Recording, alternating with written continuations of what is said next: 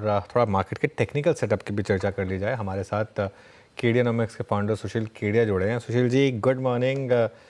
आपके loyal fans ने miss किया आपको पिछले हफ्ते। पहले तो होप करूंगा कि आपकी तबीयत अब पूरी तरीके से ठीक हो चुकी है।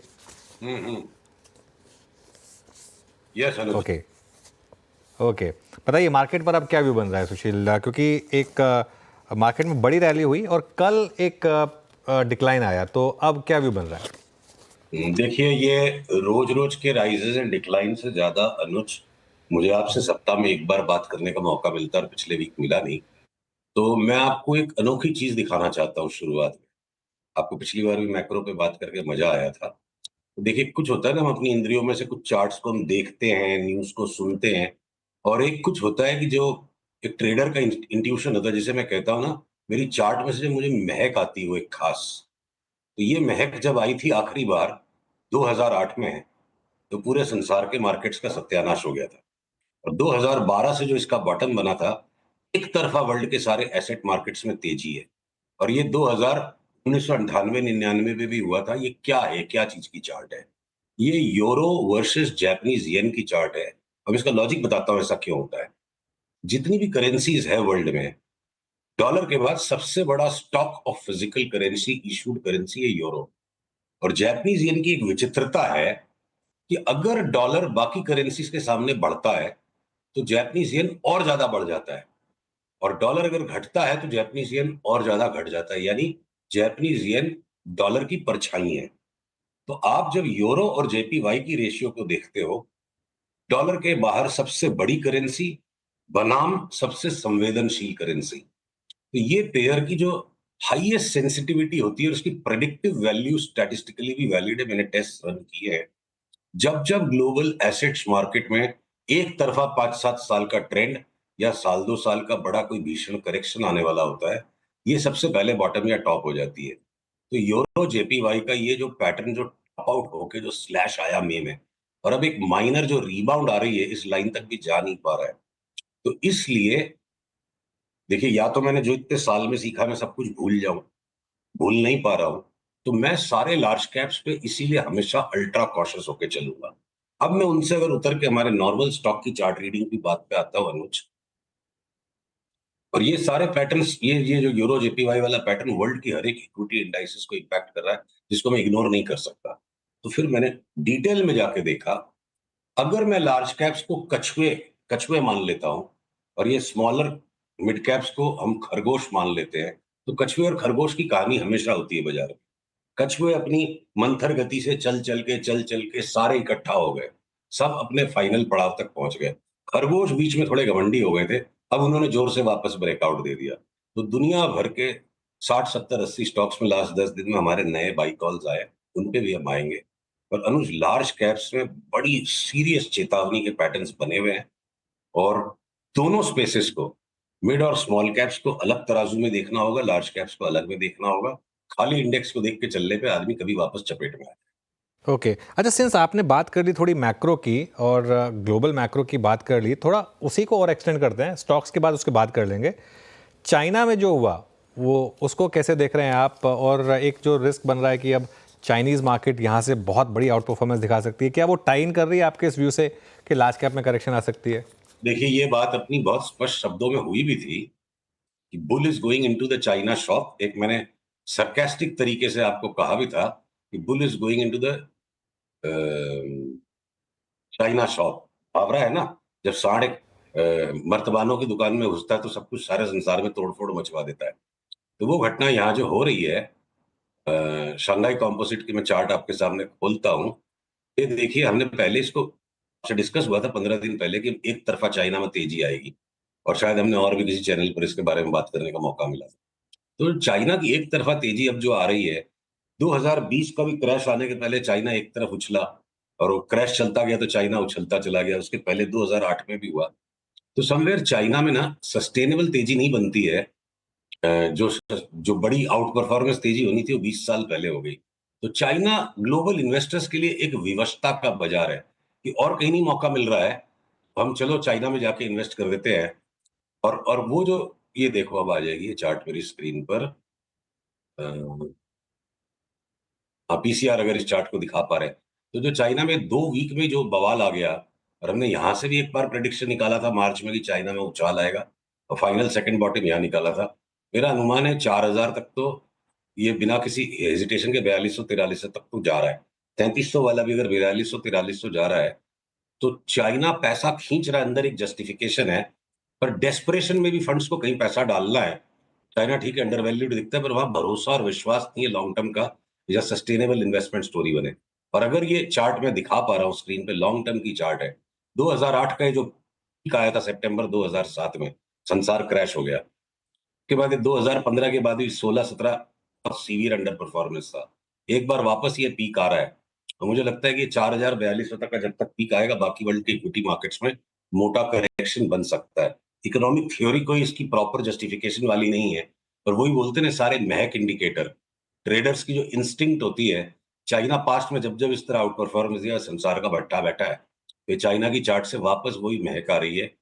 भैया बाकी सारे इक्विटी मार्केट सावधान हो गए। Bull in the China shop indicator कहेंगे इसको।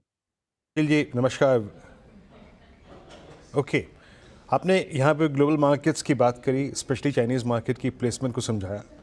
अभी हाँ, अब ट्रेडर्स बंधुओं के लिए राय क्या है?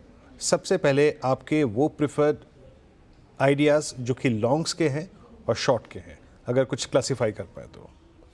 चलिए हम उन्हें नाम लेके भी बात करेंगे।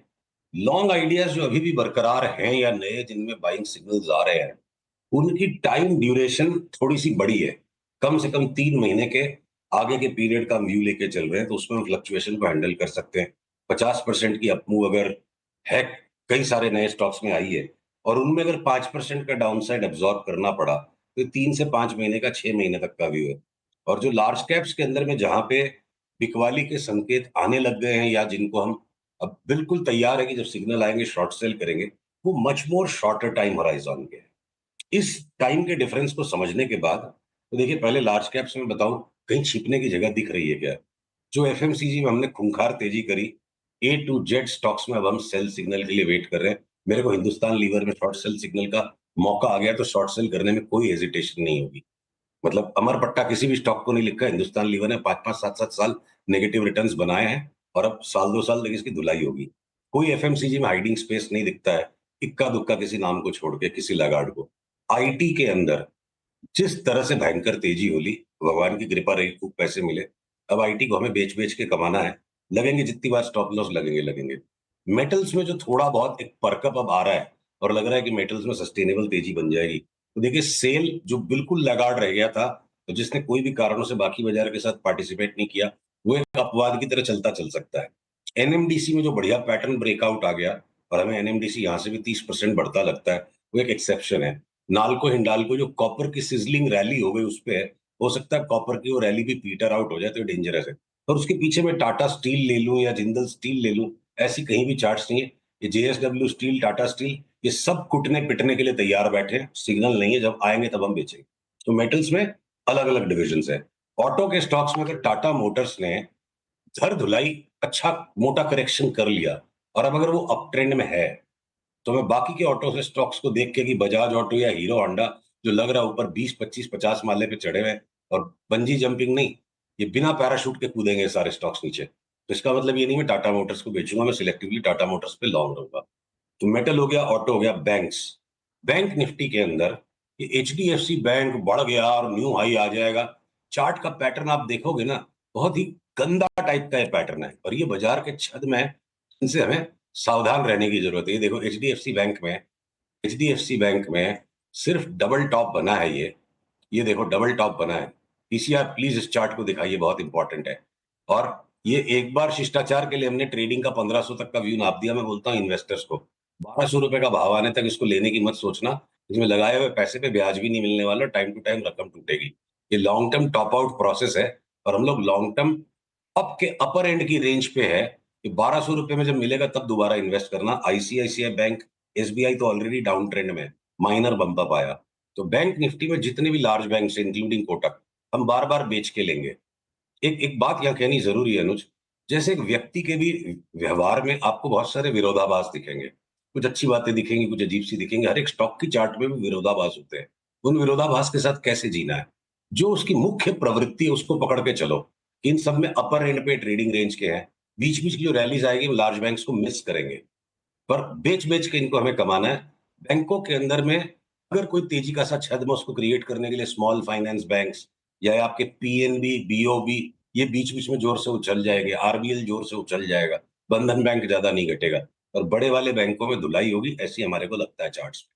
तो घूम फिर के ले दे के एक अडानी के स्टॉक्स को हमें शॉर्ट नहीं करना है, जिस लकीर को हम पकड़ के बैठे रहे अभी भी वही बरकरार है। रिलायंस की चार्ट इतनी बढ़िया थी, 4 दिन में कैसे बिगड़ गई चार्ट। तो चार्ट्स भी बनती बिगड़ती है। तो large cap space deep correction की तैयारी में है और यहाँ कुछ भी नई लिवाली करके पीडीलाइट ले लो, वो क्रूड का दाम घट रहा है, घटते घटते क्रूड अचानक 84 हो जाएगा। जियो पॉलिटिक्स जितनी डेंजरस बनी हुई है, सिर्फ एक यूएस इलेक्शन की वजह से अगर कोई पोस्टपोनमेंट आ गया, जियो पॉलिटिक्स आ गया, वरना ईरान के साथ छेड़छाड़ नहीं, वो कारपेट बॉम्बिंग होनी होनी है उसकी। इजराइल बिल्कुल स्पष्ट है कि बस एक ही बार में सबको निपटाना है। Things are not looking good world wide. कि गोल्ड का भी चार्ट एकदम ऊपर जो पीक पे है, तो एक साथ डॉलर मार्केट में जब बवाल मचेगा गोल्ड 15% नीचे आ जाएगा। तो सारे लार्ज कैप्स बिल्कुल बच के चलने लायक है। बीच में ट्रेडिंग अपॉर्चुनिटीज 3 से 6 महीने की कह लो तेजी में, ये शिप बिल्डिंग के स्टॉक्स है, माझगांव है या आपके गार्डन रीच है या कोचिन शिपयार्ड है, इनमें हमारे सबके बाई सिग्नल्स आए। केमिकल्स के स्टॉक्स में लगातार बाई सिग्नल्स आ रहे हैं। बहुत सारे छोटे वाले एमएनसी स्टॉक्स के अंदर में सब में बाई सिग्नल्स है। तो सिलेक्टिव पॉकेट्स में खरगोश जो है अभी भी भागने को तैयार है। ओके तो हम खरगोशों पे चढ़ेंगे और कछुओं को ओके, खरगोशों पे दांव लगाएंगे और कछुओं को बेच देंगे। चलिए सुशील जी, बहुत बहुत शुक्रिया आज हमारे साथ जुड़ने के लिए और हमसे बात करने के लिए। और अच्छा, अब इस